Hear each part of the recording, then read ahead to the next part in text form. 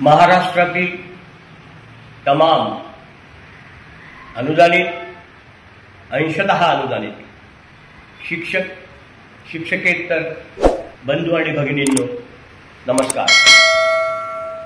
सध्या शालेय शिक्षण विभागात फार गोंधळ उडाला आहे. अर्थात समजलं तर गोंधळ आणि नाही समजलो तर नीरव शांतता. काय गोंधळ आहे? काही लोकांनी भ्रष्टाचार केला म्हणून सर्वांना वेठीस धरून सर्वांची कागदपत्र तपासण्याचा शासनाचा मनसुबा. यालाही आमचा विरोध नाही, परंतु काही शिक्षणाधिकाऱ्यांनी अतिरेक केला. 7 नोव्हेंबर 12 या दिवशी शालार्थ सुरू झाला. याचा अर्थ असा, 7 नोव्हेंबर 12 पूर्वीचे नियुक्त शिक्षक आणि शिक्षकेतर कर्मचारी यांची कोणतीही माहिती भरण्याचा काहीही कारण नाही, कुठलाही अट्टहास नाही. मग भरायची कोणाची आहे? 7, 11, 12 नंतर नियुक्त कर्मचाऱ्यांची. आता एक लक्षात घ्या, 7, 11, 12 पासून तर 18, 11, 16 पर्यंत हे शालार्थ संचालक स्तरावर होते. यांनी आम्हाला कुठलेही कागद दिलेले नाही किंवा ते आले असतील शिक्षणाधिकाऱ्याकडे, ते आम्हाला प्राप्त झालेले नाही. 16-17 मध्ये 1628 शाळा अनुदानावर आल्या, त्यांच्याकडे शालार्थ नाही. 1-2 जुलैला परत त्या शाळा अनुदानावर आल्या, त्यांच्याकडे कागदपत्रे नाही. पण तुम्ही घाबरायचं काही कारण नाही. मला असं म्हणायचं आहे, पहिला मुद्दा, 7, 11, 12 पूर्वी कुठल्याही शिक्षकाची माहिती भरायचं कारण नाही किंवा शिक्षकेतर कर्मचाऱ्याची माहिती भरायचं कारण नाही. 7, 11, 12 ते 18, 11, 16 या कालावधीत तुमच्याकडे जी कागद आहेत ती नियुक्ती आदेश, त्याच्यानंतर हजर रिपोर्ट, वैयक्तिक मान्यता, हे भरा ना. शालार्थ आयडी त्यात मोकळा सोडा. आता 18, 11, 16 नंतर 7, 7, 25 पर्यंत ही 4ही कागद असतील तर लावा, नसतील तर लावण्याचा अट्टहास करू नका.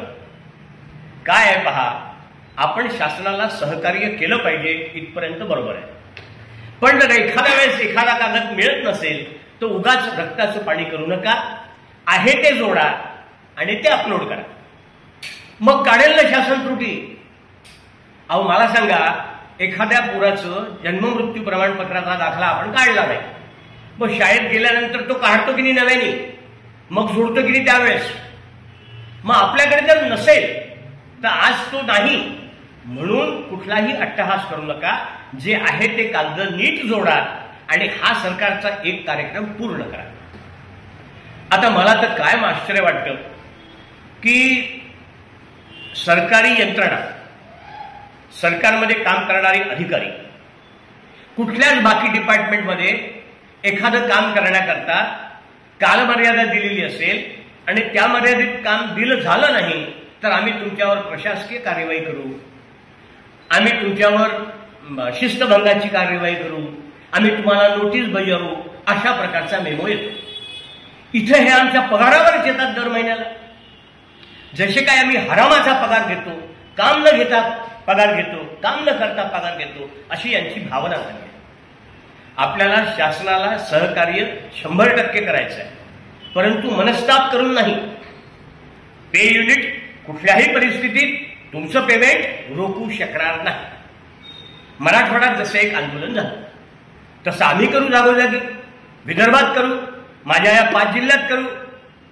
तुम्ही ते बिलं देखील पाठवा आणि माहिती देखील अपलोड करा. तुमचा पगार मी थांबू देणार नाही. जागोजागी पे युनिट लावून आंदोलन करायचं काम पडेल तर करेल, परंतु मनाला मनस्ताप लावून या गोष्टीचा उगाच बागुलबुवा करून घेऊ नका.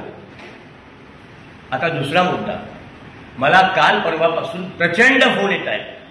GRचं काय, वाढीव टप्प्याच्या GRचं काय. मी काल शेवटी फोन घेऊन कंटाळलो, त्रस्त झालो.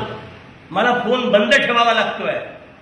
मी मागच्या आठवड्यात सांगितलं होतं की हा जो आजचा मंगळवार आहे मी मुंबईला जातो आणि या आठवड्यात जी आर काढून देतो. आता तुम्ही नैसर्गिक आपत्ती तर समजा, काल मुंबईला पाणी होतं, सुट्टी होती, आज मुंबईला पाणी आहे, सुट्टी आहे, समृद्धीवर पाणी भरलेलं आहे, मी अमरावतीहून निघू शकलेलो नाही. आता हे 3 दिवस तर मोकळे द्या. मी तुम्हाला सांगतो जी आर मध्ये कुठलीही अडचण नाही आहे. जर वित्त आपल्याला तर खूपच जास्त माहिती असते वित्त विभागाने काय लिहिलं, आता पुढे काय होणार. म्हणजे व्हॉट्सअपवरची चर्चा पाहून कधी कधी मला माझं हसू यायला लागतं की आपण मूर्ख आहोत. सर थोडा धीर धरा, मला मुंबईला जाऊ द्या, एक 2-4 दिवस इकडे तिकडे होतील, पण तुमचा वाढीव टप्पा अनुदानाचा आदेश मी 100% आणेल. आता तुम्ही म्हणाल मग ऑगस्ट पेड इन सप्टेंबरचं काय झालं? ऑगस्टची बिल द्यायची डेट तर आता 18 तारीख आहे, बरोबर आहे. आता पे युनिटला जी आरच आला नाही तर पे युनिट त्यांचं नियमित काम करणार आहे, ते करून राहिले. जेव्हा केव्हा जी आर निघेल, म्हणजे आताच लवकर निघेल, जेव्हा केव्हा निघेल, मी तुम्हाला हेही सांगितलं की नक्की काढतो तुमचे ऑगस्ट पेड इन सप्टेंबरचे फरकाचे देय. जर अशी परिस्थिती आली तर तेही जातील, पण तुम्हाला ऑगस्ट पेड इन सप्टेंबर पगार मिळेल. सर काय होतं, एकाच माणसाशी एक वेळा त्याच्या एका प्रश्नाचं उत्तर जसंच्या तसं देता येतं, पण 100, 200, 300, 500 लोकांना देणं ते अत्यंत कठीण जातं. हे तुम्ही तुमच्यावर विचार करा की एक प्रश्न एका विद्यार्थ्याने विचारल्यानंतर जर वर्गातले 60ही विद्यार्थी तो प्रश्न विचारत असतील वेगवेगळ्या शाळेच्या कानाकोपऱ्यात जाऊन, तर तुम्हाला कंटाळा येणार नाही का? तुम्ही माझी परिस्थिती समजावून घ्या, मीही तुमची परिस्थिती समजावून घेतो. मी तुमच्या जागी असतो तर कदाचित असाच वागलो असतो. मीही त्या वाढीव टप्प्याच्या अनुदानाच्या जी आरची वाट तुमच्यासारखीच किंबहुना तुमच्या पेक्षा जास्त चाचकासारखी पाहिली असती. परंतु माझीही परिस्थिती समजावून घ्या. मी तुम्हाला एवढाच शब्द देतो की तुमचा वाढीव टप्पा अनुदानाचा जी आर 100% मिळेल, निघेल आणि तो मी 100% आणेल.